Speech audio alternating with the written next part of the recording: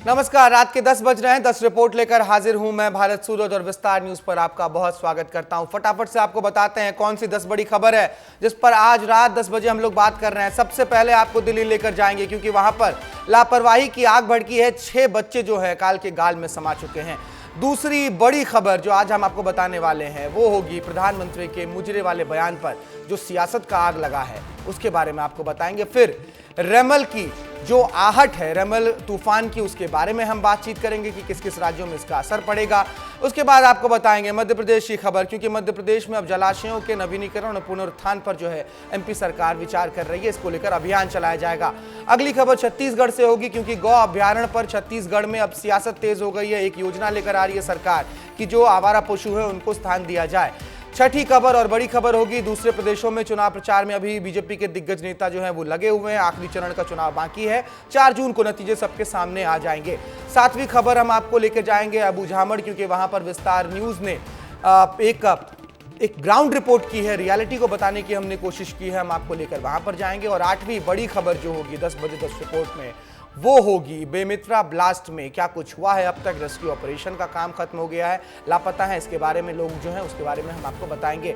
9वीं खबर पन्ना tiger reserve में एक मनमोहक तस्वीर सामने आई है। शावक जो है पानी में मस्ती करते हुए दिखाई दिए हैं, ये तस्वीर हम आपको दिखाएंगे। और इसके बाद आखिरी खबर हम आपको बताने वाले हैं आईपीएल से जुड़ी हुई, क्योंकि कोलकाता नाइट राइडर्स फाइनल खेल रही है। गंभीर की क्या चाणक्य नीति रही है इस पर हम बातचीत करेंगे। प्रधानमंत्री बीते दिनों जब बिहार पहुंचे थे तो शब्द था एक मुजरा, और उसी मुजरे पर अब सियासत थिरक रही है। आज प्रियंका गांधी से लेकर सुप्रिया सनेत तक ने इस पर अपनी प्रतिक्रिया रखी है। सभी ने मोदी की निंदा की है। तो सियासत का ये जो थिरकना है मुजरे के ऊपर, इसके ऊपर हमने रिपोर्ट बनाई है। रिपोर्ट देखिए मजे में।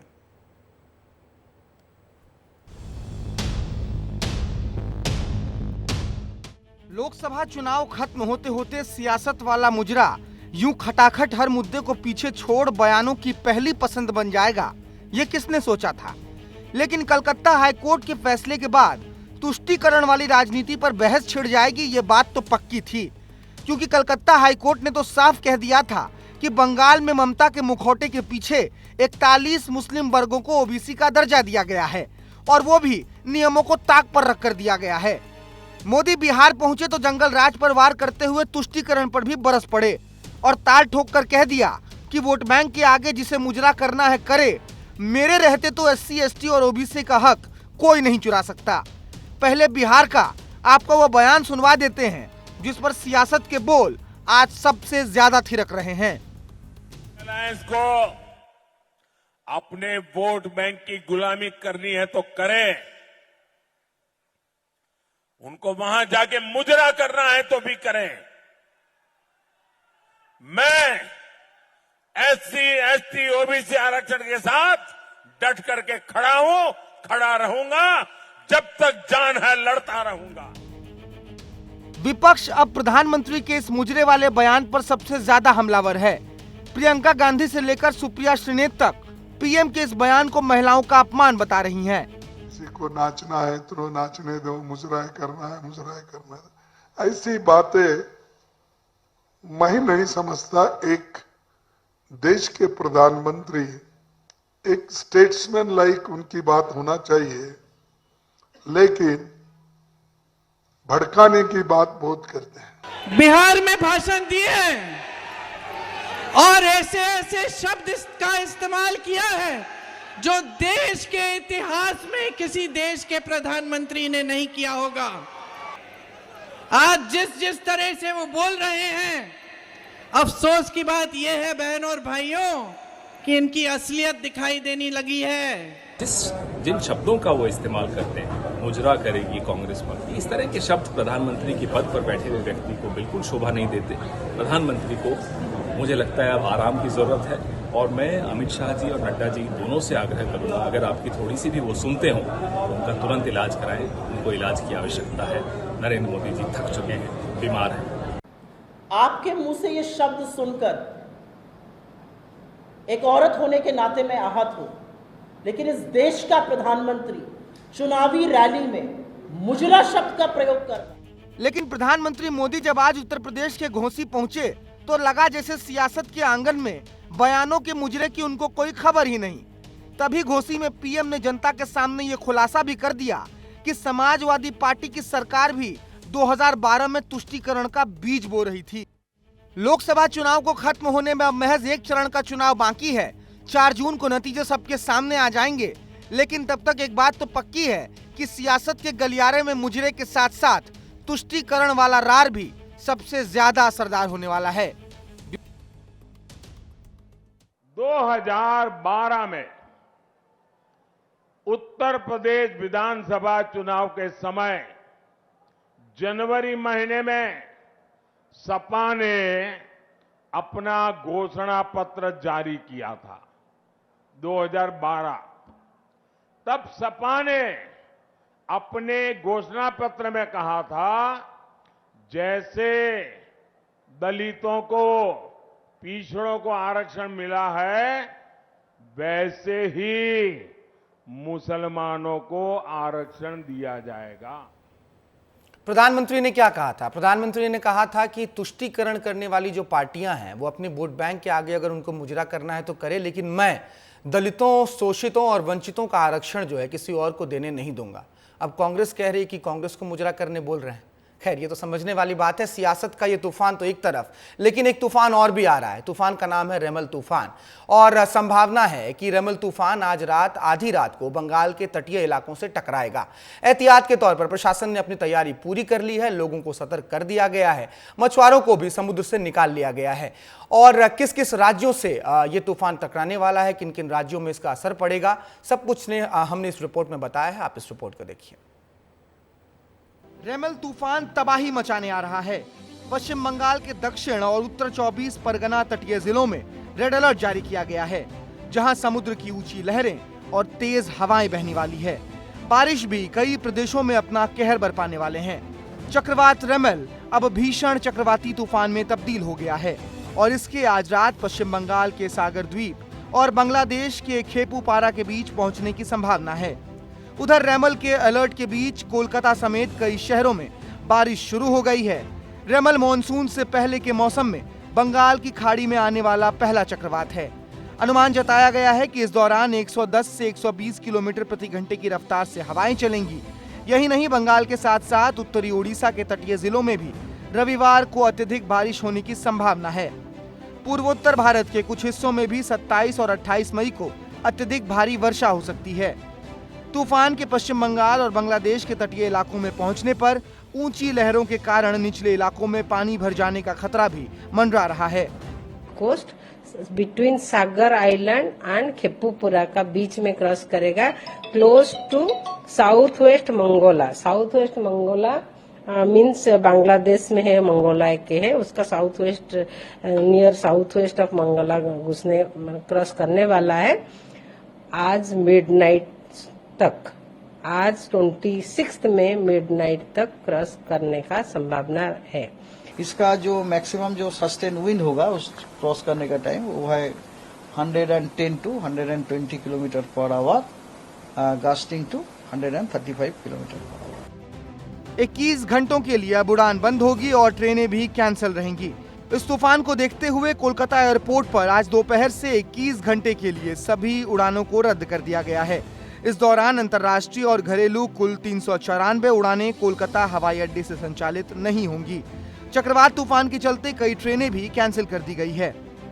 तो वहीं दूसरी तरफ एनडीआरएफ ने भी मोर्चा संभाल लिया है। टीमें पूरी तरह से तैयार हैं। एनडीआरएफ के अधिकारियों के मुताबिक हवाएं और बारिश तेज होंगी, लेकिन अभी हाल में आए एक तूफान अम्फान जितनी नहीं होगी। उन्होंने बताया कि एनडीआरएफ हर चुनौती से निपटने के लिए सक्षम है।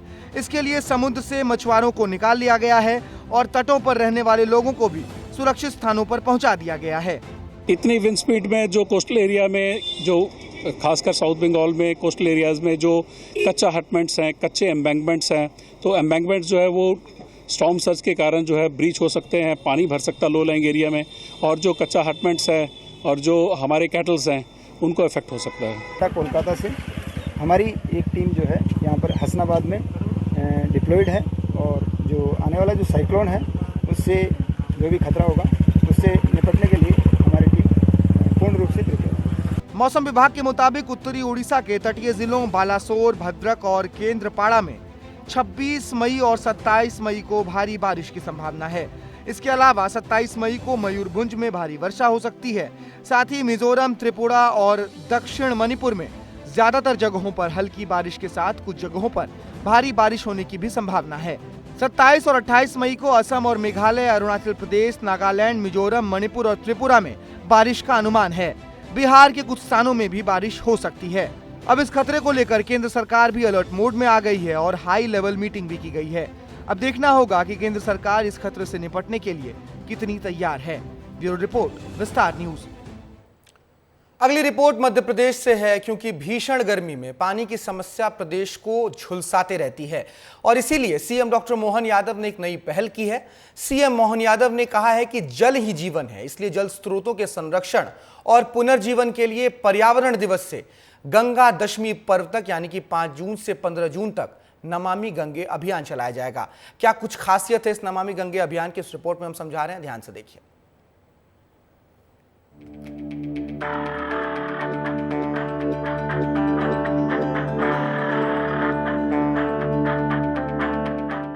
समूचा मध्य प्रदेश भीषण गर्मी की चपेट में है और इस प्रचंड गर्मी में पानी की समस्या से जुड़ी खबरें भरी पड़ी रहती हैं।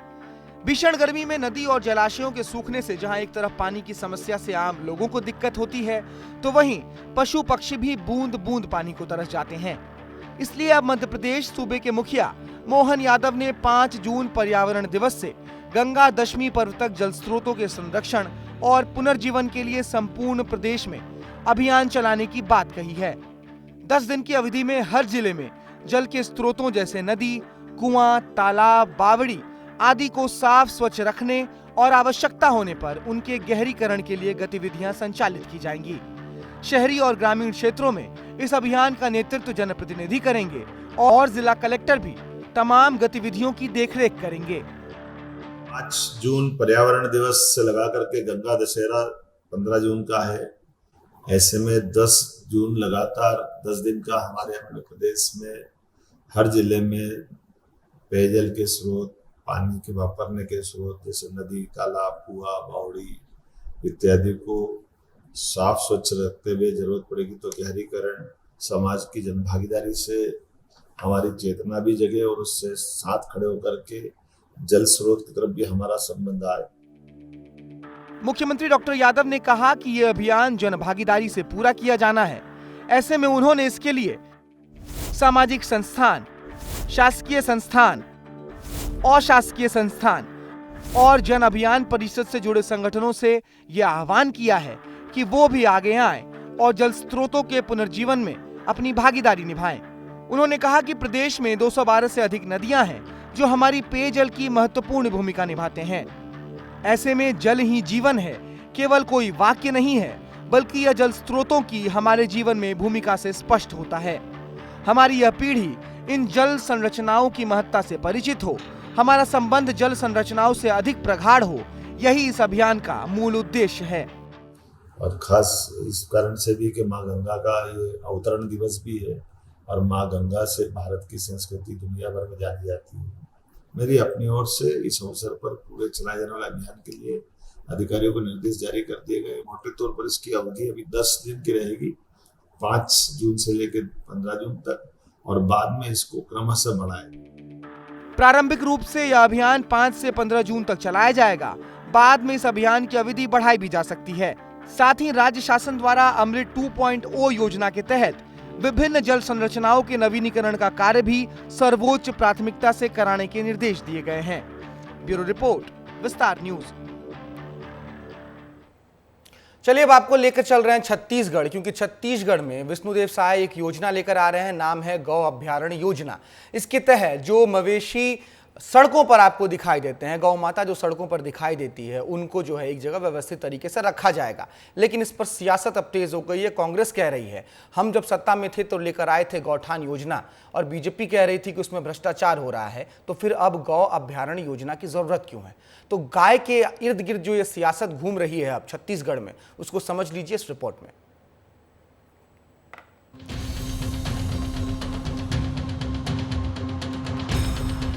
भूख और प्यास से बेहाल इन बेजुबानों के लिए छत्तीसगढ़ की साय सरकार ने बड़ा फैसला लिया है।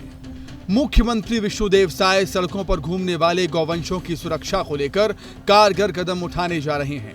साय सरकार लोकसभा चुनाव के बाद प्रदेश में गौवंश अभयारण्य योजना लेकर आएगी। इस संबंध में सीएम ने निर्देश भी जारी कर दिए हैं। गौ सेवा में आगे आई साय सरकार। आवारा मवेशियों के लिए बनेंगे गौ अभयारण्य। मवेशियों को चारा मिलेगा, साथ ही चिकित्सकीय सुविधा भी। पशुधन विकास विभाग, पंचायत राजस्व और वन विभाग करेंगे इसका संचालन। पशुधन के लिए उचित रहवासी वातावरण उपलब्ध होगा।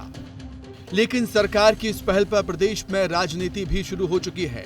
डिप्टी सीएम ने इस योजना को सरकार का निर्णायक कदम बताया है और कांग्रेस पर आरोप लगाते हुए कहा कि कांग्रेस सरकार की योजनाओं के पीछे जो भ्रष्टाचार है उसको बंद कर दिया गया है। मैंने माननीय मुख्यमंत्री जी को इस विषय पर बधाई दी है। बहुत ही अच्छा निर्णय है।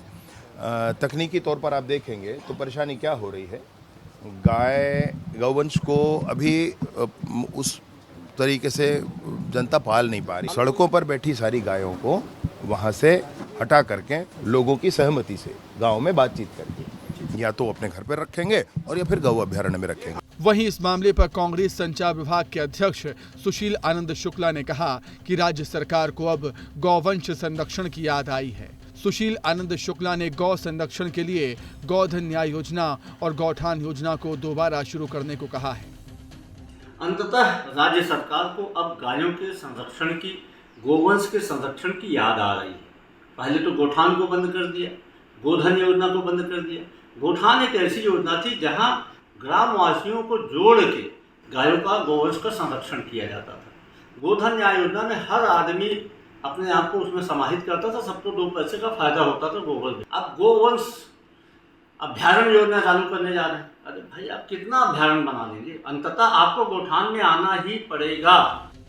आपको बता दें कि आखिर इस मामले पर राजनीति क्यों हो रही है, आखिर क्यों कांग्रेस बीजेपी पर आरोप लगा रही है। पिछली कांग्रेस सरकार ने गौठान तैयार किए थे। गौठान योजना के तहत आवारा मवेशियों को रखा जाता था। गांव कस्बों के पास जमीन लेकर एक हिस्से को तैयार किया जाता था।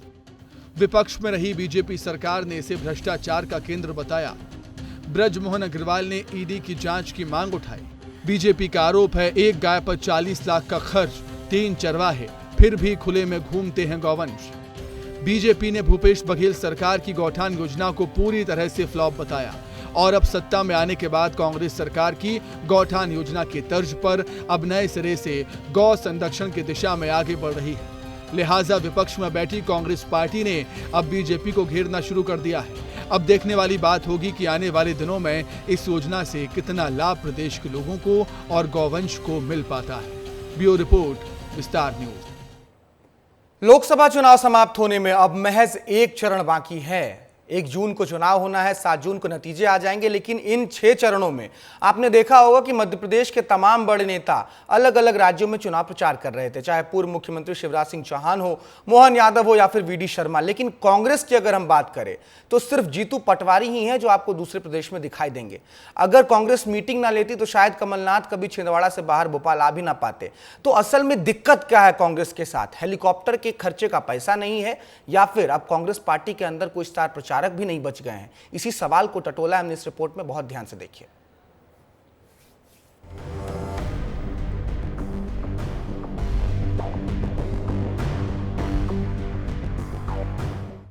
मध्य प्रदेश में लोकसभा चुनाव खत्म होने के बाद एमपी बीजेपी के स्टार प्रचारक यूपी और झारखंड के दौरे पर हैं, या यूं कहें कि देश के अलग अलग राज्यों में चुनाव प्रचार करने के लिए जा रहे हैं।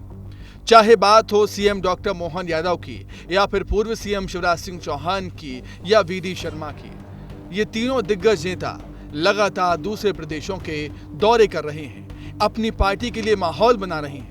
लेकिन कांग्रेस की बात की जाए तो प्रचार की कमान सिर्फ और सिर्फ एमपी कांग्रेस के प्रदेश अध्यक्ष जीतू पटवारी ने संभाल रखी है। जीतू पटवारी के अलावा एमपी कांग्रेस का कोई भी दिग्गज नेता दूसरे प्रदेशों में प्रचार करता हुआ नजर नहीं आ रहा है, जिसको लेकर बीजेपी कांग्रेस पर तंज कस रही है। कांग्रेस के अंदर देखिए, कांग्रेस जो है मध्य प्रदेश में नेताओं को भी केंद्र की कांग्रेस ने निठल्ला बना दिया है, निकम्मा बना दिया है, उनको कहीं भेजा ही नहीं गया है। और जीतू पटवारी जी जो गए हैं, जो माताओं बहनों में रस और चाशनी ढूंढते थे, और वो भी वहाँ हिमाचल प्रदेश में गए, वहाँ पर जाकर के भी जो सुप्रिया श्रीनेत ने गंभीर टिप्पणी की थी, माताओं महिला बहनों का अस्मिता का मंडी में रेट लगाया था सुप्रिया श्रीनेत, तो उसी बात को वहाँ गए, वहाँ की जनता भी उनको गंभीरता से नहीं लेती। बीजेपी और कांग्रेस के स्टार प्रचारक भले ही कुछ राज्यों में चुनावी दौरे कर रहे हों, लेकिन बीजेपी और कांग्रेस के नेताओं का ये कहना है कि संगठन और पार्टी तय करती है कि कौन सा नेता कहां पर रैली करेगा और कहां पर प्रचार प्रसार करेगा। लेकिन इन सब के पीछे की रणनीति को अगर समझें तो कोई भी नेता वहीं पर ज्यादा प्रचार करता है जहां पर या तो उसका प्रभाव होता है या फिर उस नेता का जातिगत फैक्टर काम करता है।